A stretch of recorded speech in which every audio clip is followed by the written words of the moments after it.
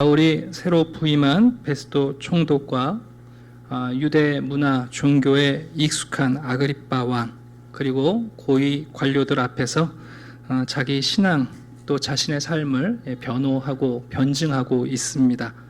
우리가 사도행전에서 바울의 간증을 세 번째 듣는데 바울의 간증을 들을 때마다 잊지 마셔야 할 게 한 가지 있어요. 그건 뭐냐면 바울은 하나님을 모르는 사람으로 살다가 예수 믿고 하나님을 알게 된 사람이 아니에요. 네. 바울은 부활하신 예수님을 만나기 전에도 하나님을 믿었고 하나님을 경외하기 위해서 율법을 준수하고 그 유대교의 전통을 지키기 위해서 유대교 신앙을 무너뜨리는 삶과 진리를 가리키는 예수를 미워하고 예수를 따르는 제자들을 미워했던 사람이에요. 그것이 하나님을 위한 삶이라고 철저하게 믿고 실천했던 사람이에요. 바울의 회심은 하나님을 모르다가 하나님을 알게 된 것이 아니라 하나님을 오해하다가 하나님의 뜻을 착각하다가 하나님의 계획을 여러분 무지하게 바라보다가 예수 그리스도를 만나서 깨닫게 된 삶입니다. 종종 우리가 전도할 때도 우리가 예수 믿으세요, 교회 한번 나오세요 그러면 세상 사람들은 이런 생각을 해요. 착하게 살고 있는 나를 이상하게 살라고 한다 이렇게 이해할 때가 있어요. 근데 여러분 전도라는 것은 뭐냐면 세상 사람들도 죄 많이 짓는 악인으로 살고 싶어하는 사람들은 없어요. 사람들 만나면 전부 다 무슨 소리 듣고 싶어야 하냐면 아유 훌륭한 삶을 사시네요. 아우 존경받을 만한 삶을 사시네요. 선생님처럼 살면 아유 세상에 뭐 문제가 있겠어요. 이런 말 듣고 싶어해요. 네. 근데 문제는 뭐냐면 자기 나름대로 이렇게 살면 잘 살고 있다고 생각하고 이렇게 생각하고 이렇게 행동하면 괜찮게 행동하는 거라고 생각하거든요. 그런데 여러분 예수의 햇빛보다 더 밝은 빛이 비치는 순간 우리가 알게 된다고요. 그죠? 그러니까 우리 남자 어르신들 만나면 그냥 자부심이 대단하세요. 자기는 젊어서부터 이런 일을 했고 얼마나 많은 사람들을 자기가 부려봤고 자기가 이런 업적을 세웠고 지금도 그쪽 분야 가면 사람들이 날 알아주고 나는 법 없이 살 사람이고 나 정도 살면 괜찮은 거 아니냐 이렇게 얘기를 하세요. 그래서 집에 가서 사모님한테 물어보면 아니래요. 그 인간 사람 덜 됐대요. 아내의 빛만 비춰도 부끄럽잖아요. 부모님들이 다른 친구들 만나서는 우리 아이가 어떻게 이렇게 잘 됐냐 하면 내가 어려서부터 이렇게 교육했고 이렇게 교육했고 내가 얼마나 애썼는지 몰라. 우리 아이가 공부 잘하고 똑똑하고 상 받고 이거 내가 이렇게 하고 애 이렇게 만든 거야. 남들이 고개 끄덕이면서 대단하다. 나도 너처럼 키워야 되는데. 집에 가서 애들한테 물어보죠. 엄마 어때? 마녀예요. 자녀의 빛만 비춰도 여러분 우리가 얼마나 벌거벗었는지 아는 거 아닙니까? 네. 사람들이 오해하는 건 뭐냐면 다들 긍정받고 싶어하고 인정받고 싶어해요. 우리가. 여러분 하나님께서 우리를 인정하시지 않고 우리를 부정하시려고 우리의 죄를 지적하시고 예수님을 믿으라고 말씀하시는 게 아니거든요. 네. 세상에서 너 자신을 인정하고 세상이 너를 인정하게 하지 말고 너를 지으신 하나님이 내가 너를 인정하게 해달라는 거잖아요. 네. 왜냐하면 여러분 그 하나님 앞에서 우리가 바르게 살아갈 때 사실은 우리의 영혼과 우리의 인생이 진짜 만족스러운 거잖아요. 우리가 그럴 때 있지 않습니까? 세상 사람들은 다 부러워하는데 내 속에서는 나만큼 비참한 사람이 없어 하고 자괴감에 빠지는 거고. 근데 또 반대로 세상 사람들이 다 손가락질하는데 그 사람은요 뭔 비밀이 있는지 행복하고 기쁘고 여러분 뭔가 비밀을 갖고 살아가는 사람들이 있어요. 여러분 그리스도인들은 예수 그리스도가 삶의 비밀이 된 사람들이에요. 네. 그래서 사람들이 우리에게 묻는 거잖아요. 왜 그렇게 사니? 어떻게 그럴 수 있냐 할 때 우리가 그 비밀을 가르쳐주는 사람이거든요. 그 비밀이 아니고서는 안 된다. 그거 가르쳐주는 거예요. 사도 바울의 간증은 한마디로 그거예요.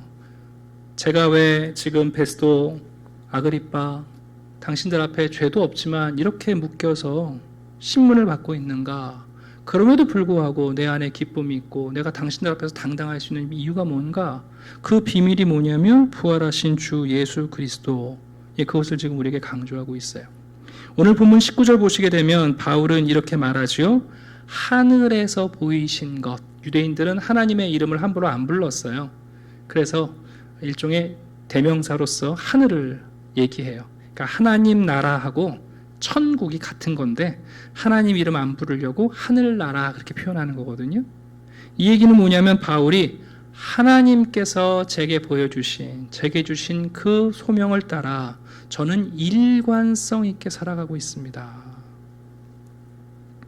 이제 우리 한국인들의 그 습성을 얘기할 때 우리 한국인들은 개인주의도 아니고 또 한국인들은 집단주의도 아니에요.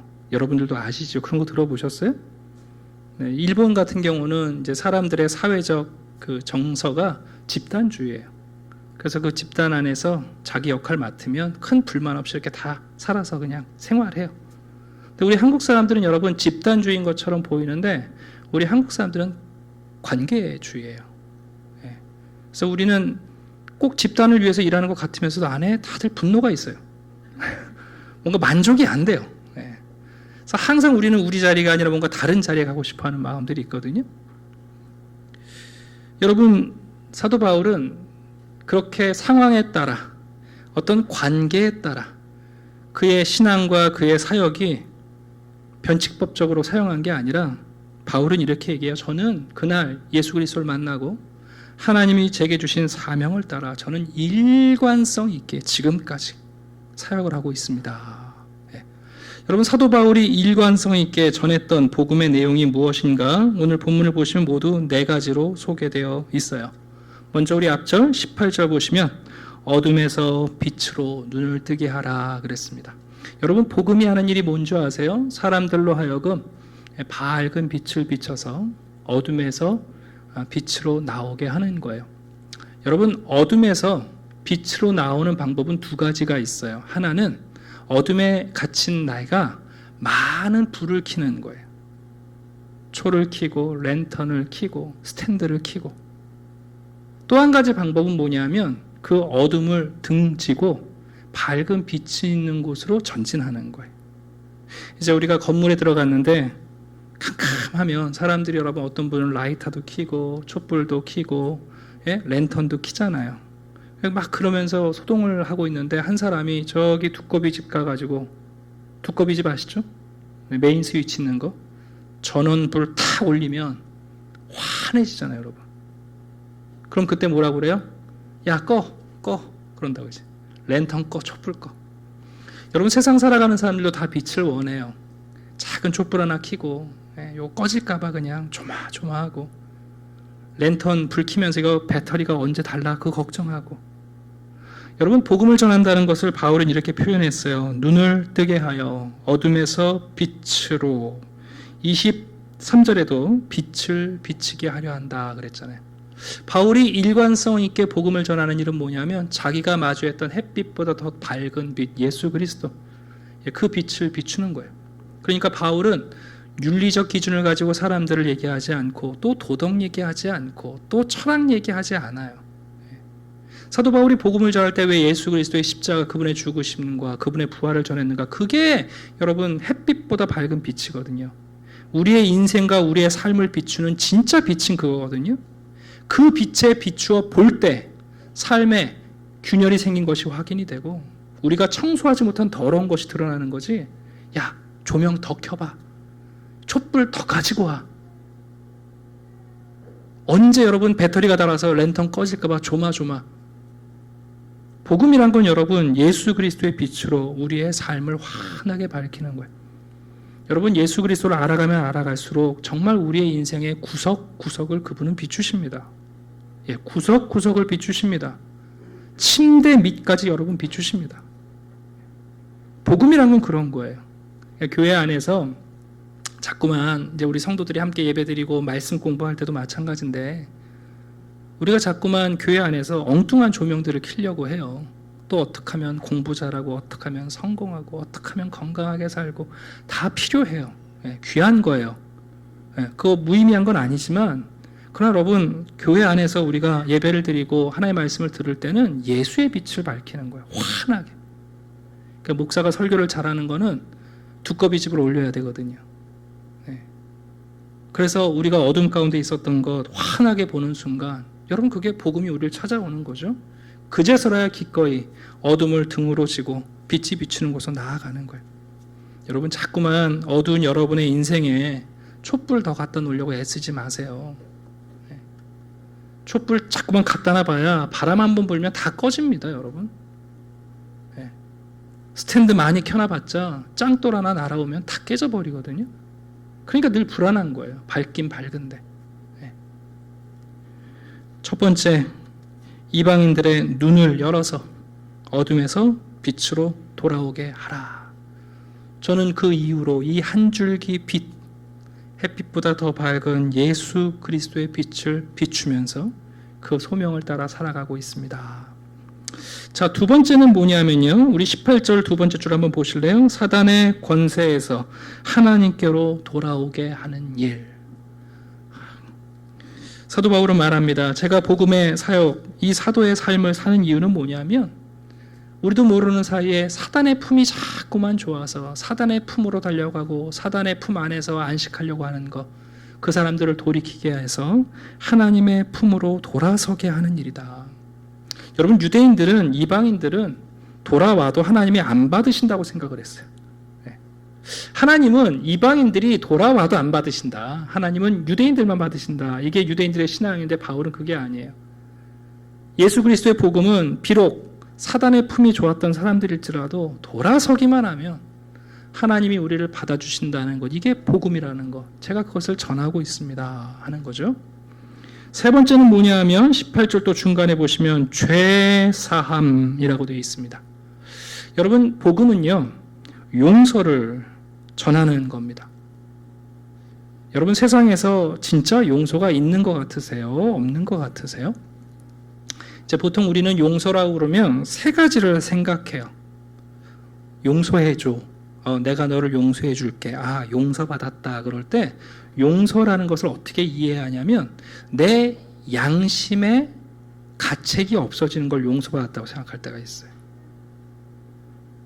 그러니까 저 사람이 나를 용서했다면 이제 또 내가 나를 용서했다면 내 양심의 가책이 사라지는 걸 용서라고 생각해요. 근데 여러분 그거 성경에서 가리키는 용서하고 좀 거리가 멀어요. 근데 그걸 용서라고 생각하시기 때문에 신앙생활하면서 자꾸만 조금만 목사님 무슨 얘기하면 늘 죄책감이 다시 빠지는 거죠. 여러분 양심의 가책이 없어질 때까지 용서를 구하고 회개하시고 용서받으시려면 끝이 없어요. 절망이에요. 여러분 다 경험하셨잖아요. 용서해 준 줄 알았더니 2년 지났는데 갑자기 싸우다가 말 꺼내는 거 아니야. 그때 너 이러잖아요. 그러니까 우리가 용서한 줄 알았더니 아니었구나. 이거 아는 거 아닙니까? 근데 여러분 성경에서 말하는 용서는 그런 게 아니에요. 두 번째, 우리는 용서를 어떻게 얘기하냐면 이제 상대방이 나를 용서했으면 나를 다시는 비판하지 않는 걸 용서받았다고 생각해요. 내가 분명히 부끄러운 일을 했고 윤리적, 도덕적, 타락적인 일을 했는데 사람들이 나를 더 이상 손가락질 안 하는 거, 그게 용서받았다고 생각해요. 나를 향한 비판이 멈추면. 여러분 그게 진짜 용서입니까? 아닙니다, 여러분. 여러분 탕자 비유 아시잖아요. 여러분 탕자가 다시 집으로 돌아왔어요. 근데 여러분 탕자가 그럼 집에 와서 그 이후로는 한 번도 양심의 가책을 안 받았을까요? 무슨 얘기를요? 탕자가 집에 돌아왔을 때 아버지가 새 옷 입히고 아들로 영접해 줬으니까 종들이 여러분 비난하지 않았을까요? 아니에요, 여러분. 세 번째는 뭐냐면 사람들은 용서받으면 더 이상 정죄, 죄책감, 그 죄에 대한 책임을 안 져도 된다고 생각해요. 유리를 깨트렸어요.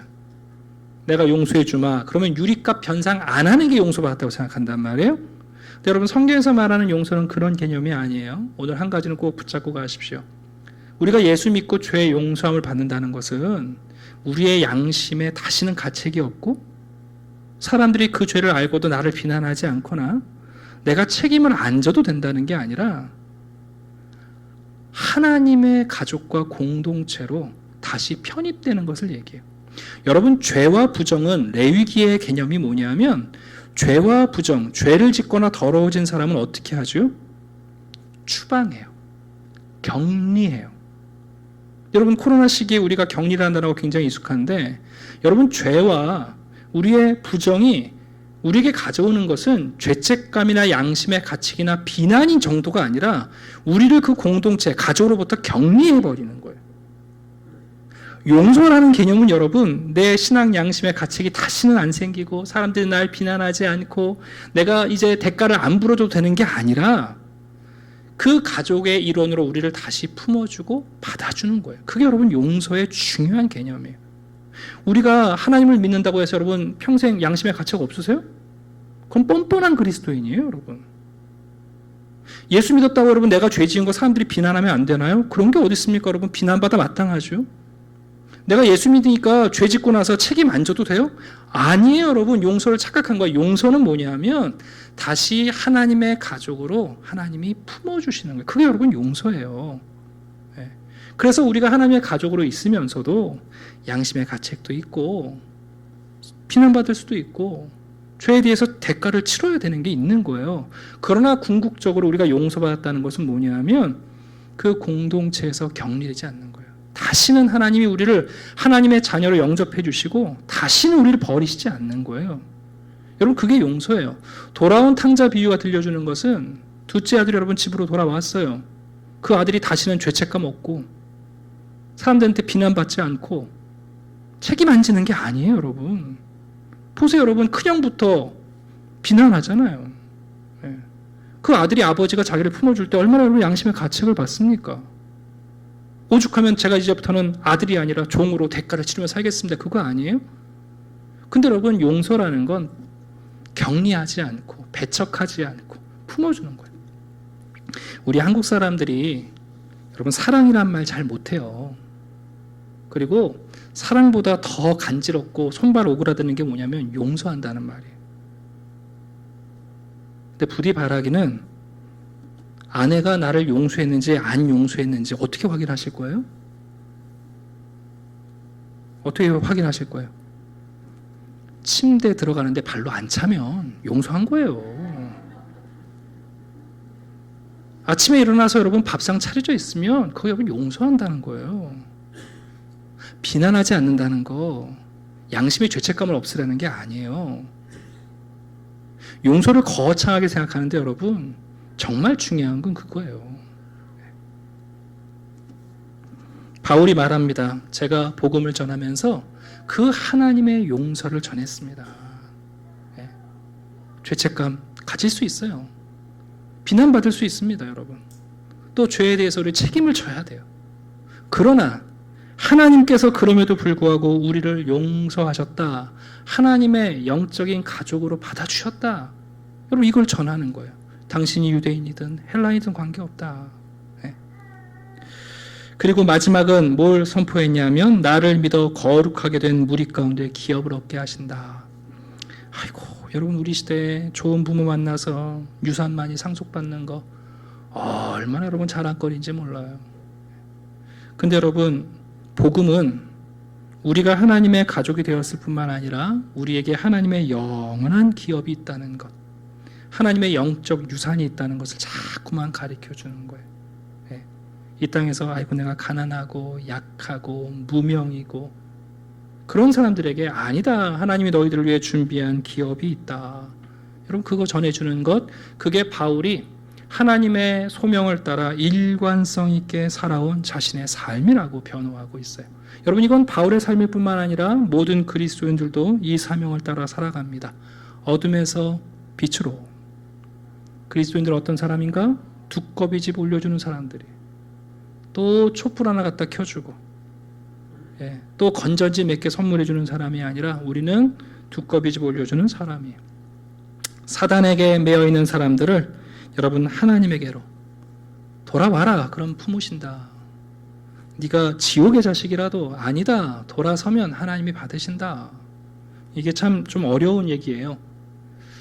여러분, 정말 하나님은 이상할 정도로 돌아서기만 하면 받으세요.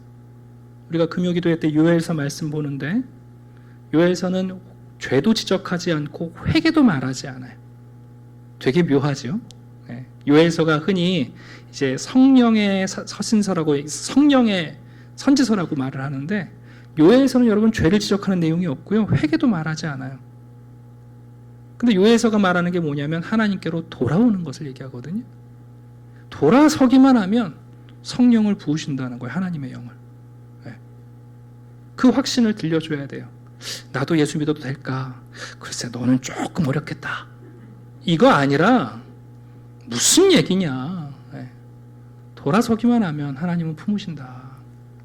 세 번째, 여러분, 우리가 죄를 못 지어서 그렇게 안달하는데 복음의 사람들은 여러분 용서하기 위해 안달하는 거예요.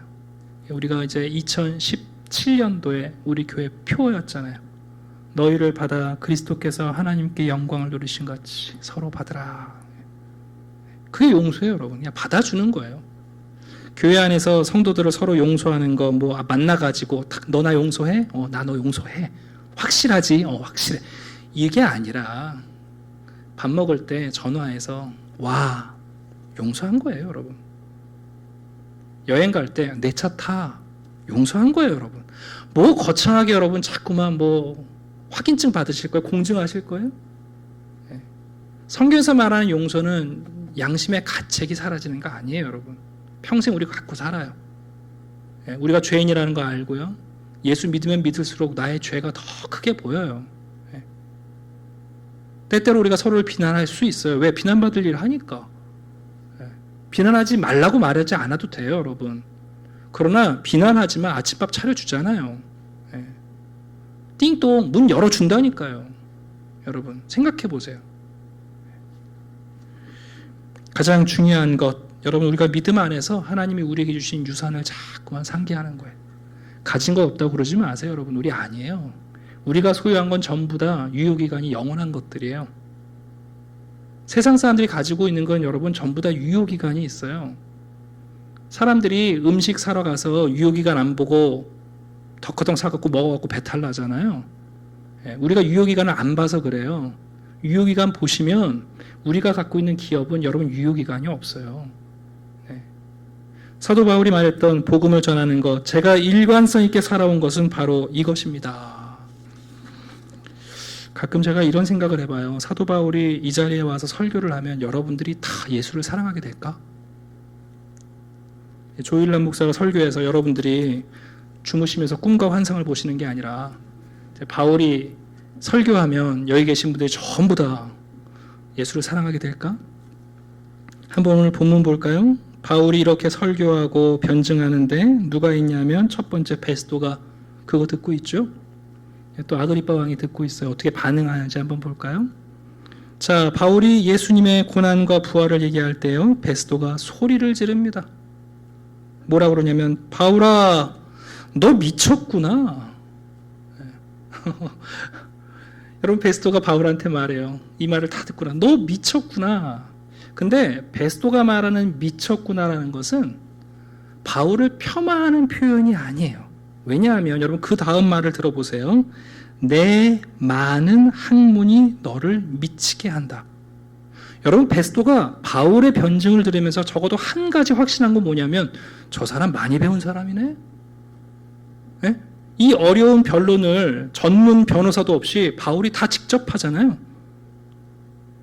어휘를 들어보니까 철학적 언어를 쓰거든요, 여러분. 교육받은 사람이에요. 유대 문화뿐만 아니라 헬라와 여러분 그리스까지 다 통달한 사람이라는 거 베스도가 들으면서 알아요. 그러니까 여러분 바울한테 너 미쳤구나 하면서 네가 배운 것이 없어서 미쳤다고 말하는 게 아니라 뭐라고 말한다고요? 네가 학문 공부를 너무 많이 해가지고 미쳤구나 하고 좀 얘기하는 거예요. 여러분 바울이 다른 서신에서 이런 얘기하잖아요. 헬라인들은 지혜를 찾는다, 철학을 찾는다는 얘기예요. 유대인들은 표적을 찾는다. 여러분 베스도는 헬라인이죠. 적어도 여러분 헬라인들은 철학 이야기를 하고 철학적 논증을 하고 설득을 하면 대단해 그리고 수용한단 말이에요. 그러면 네 많은 학문을 인정할 정도면 바울이 한 복음을 받아들여야 되는 거 아닐까요? 그렇죠? 헬라인들이 철학을 찾으니까 철학적으로 변증이 되고 논쟁이 돼서 여러분 합리적 도다라는 결론이 있으면 받아들여야 될 텐데 베스토가 얘기하잖아요. 네가 철학적으로 탁월하다. 너무 훌륭해서 근데 미쳤네 이렇게 얘기하는 겁니다. 2004년도인가요?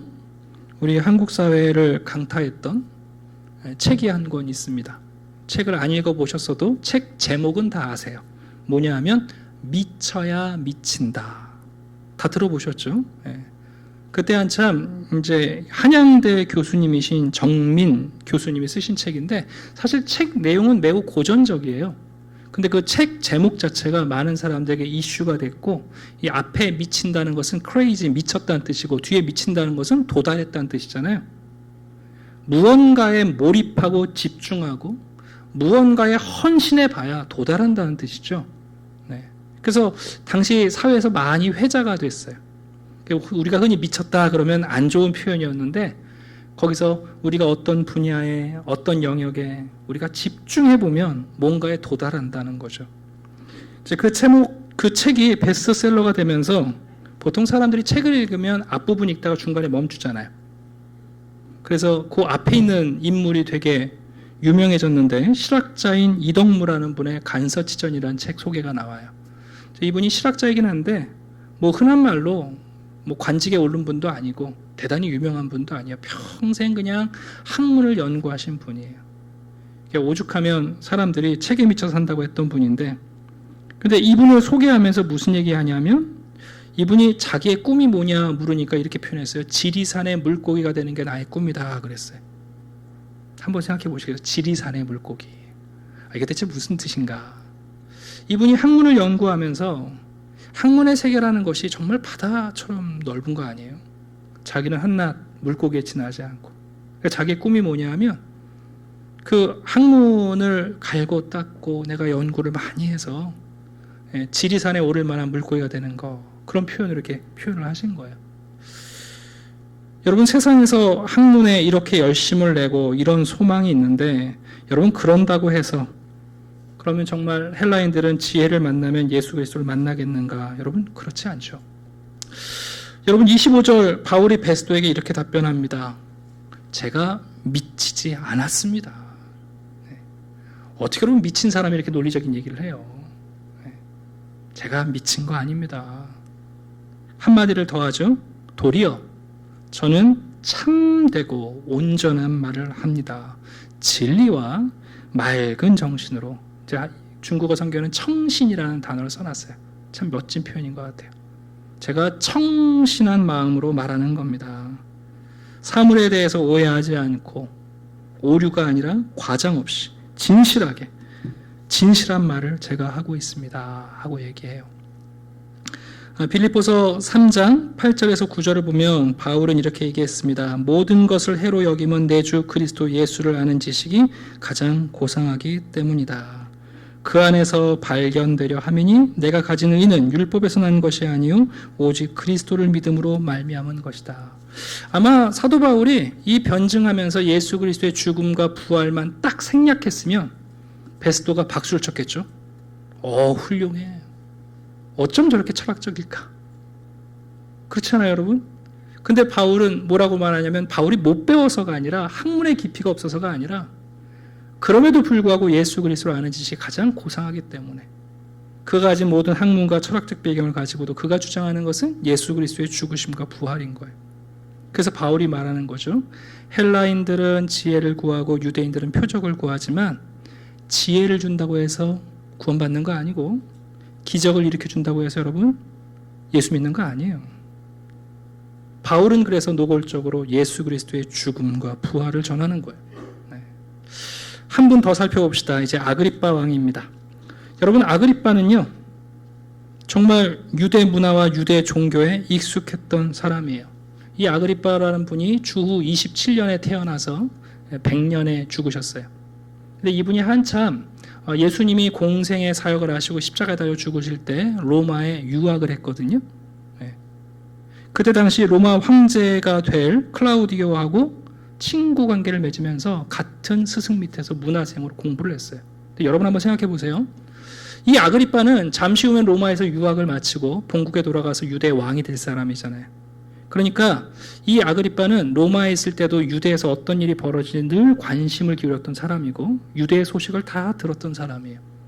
우리 현대인들이 오해하는 게 뭐냐면 예수님에 대한 기록이 성경에만 있다고 착각하시는데 여러분 절대 아니에요. 로마의 역사가 14명의 기록에 예수님의 생에 대한 기록이 여러분 지금도 남아있어요. 우리가 자꾸 속거든요. 여러분 주 30년 전으로 저 유대 땅 갈릴리 이스라엘 사람들이 얼마나 여러분 당시에 이슈였는지 몰라요. 그래서 유대 땅에서 벌어진 일들은 로마 전역에 퍼져나가는데 당시 여러분 예수의 메시아 운동이라는 것은 로마 사회에도 여러분 매우 유명했던 사건이에요. 우리는 예수님의 사건을 자꾸만 성경에만 있는 이야기라고 생각 절대 아니에요, 여러분. 타키투스부터 시작해서 유세비우스 여러분 모든 역사가가 예수의 기록을 남겨놨어요. 그래서 여러분 26절 보시면 바울이 왕에게 아그리빠 왕에게 이렇게 말하죠. 내가 왕께 담대히 말하노니 왕은 이 일을 아십니다. 이 일에 하나라도 아시지 못함이 없는 줄 믿나이다. 무슨 얘기예요? 제가 지금 말한 예수 그리스도 그분의 죽음과 부활 당신은 이미 알고 있을 겁니다. 예, 아그리빠 알고 있어요. 심지어 여러분 놀라운 사실은 뒤에 보시면 바울이 이렇게 막 권하니까 아그리빠 왕이 바울한테 뭐라고 자기 방어를 하냐면 너 나 그리스도인 만들려고 하는구나 하고 얘기하잖아요. 여러분 사도행전에 그리스도인이라는 말은 딱 2번 등장해요. 언제 등장했냐면 그 용어가 처음 사용된 안디옥 교회 설명할 때 등장합니다.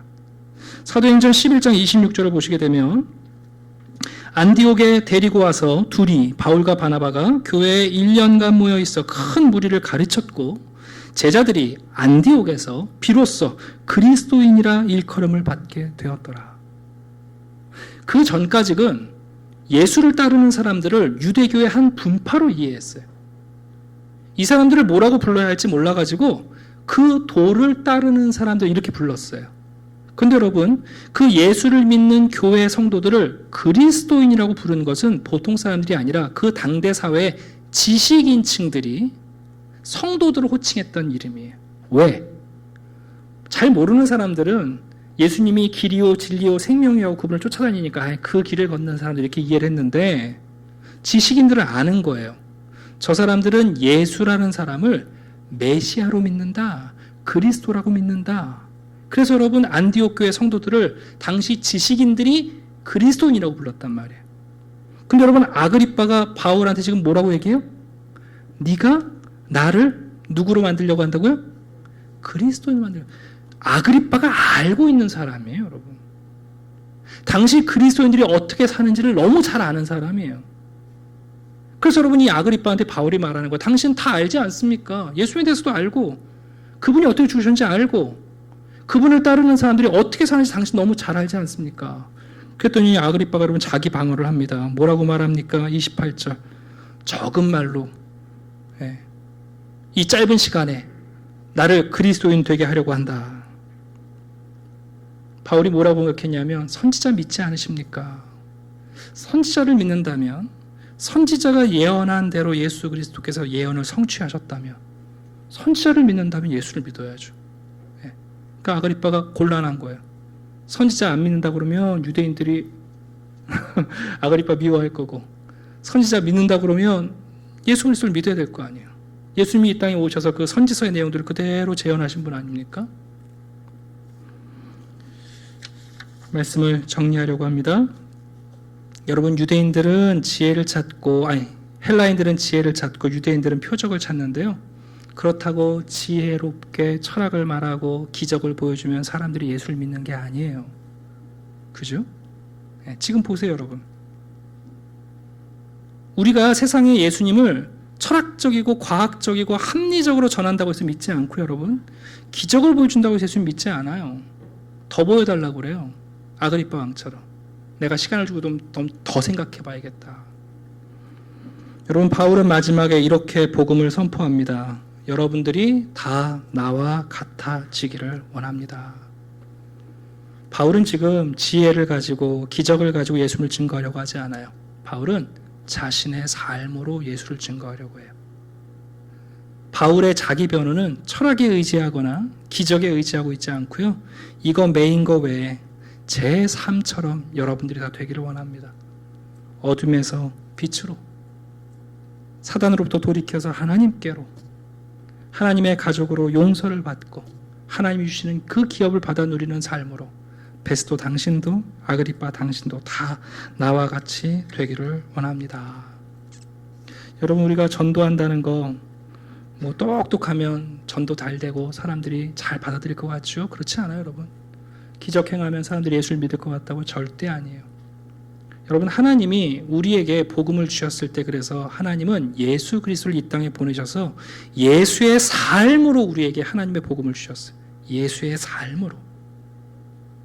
예수님의 지식이나 예수님의 기적이 아니라 예수님이 삶으로 우리에게 하나님의 나라를 가르쳐 주셨어요.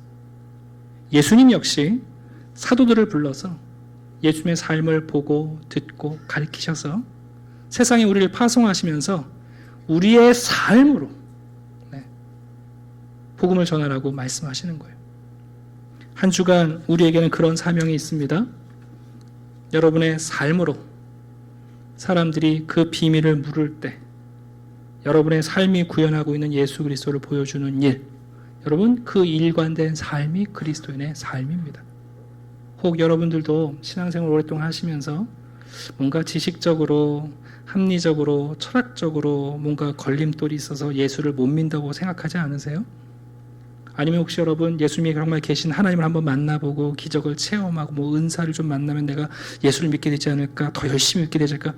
여러분, 그런 게 아니거든요. 정말 중요한 것은 예수님에게 배운 삶을 우리가 마주할 때 여러분, 복음은 우리를 찾아와요. 저도 여러분들에게 부탁드립니다.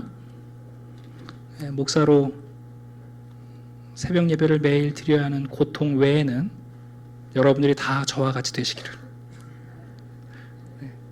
목회자로 좀 힘들고 어렵게 살아가는 것이 벅차긴 하지만 그것 외에는 다 저와 같이 되시기를. 우리가 여러분, 조금 전에 우리가 예배 전에 축복했잖아요. 당신이 잘 되기를 원합니다.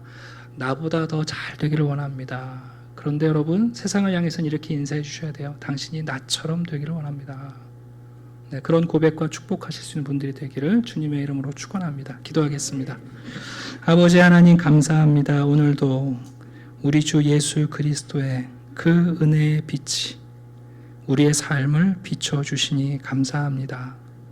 세상에서 다양한 조명과 촛불을 켜며 어둠을 밝혀보려고 애썼던 우리 예수 그리스도의 빛 안에서 하나님 우리의 마음을 기쁘게 하시고 죄책감도 있고 비판도 있고 때로는 죄에 대한 책임도 져야 하는 죄의 메인 인생일지라도 우리를 하나님의 영적 가족으로 격리하시지 아니하고 이제는 우리를 품어주시는 그 하나님의 가족으로 살아가게 도와주시옵소서.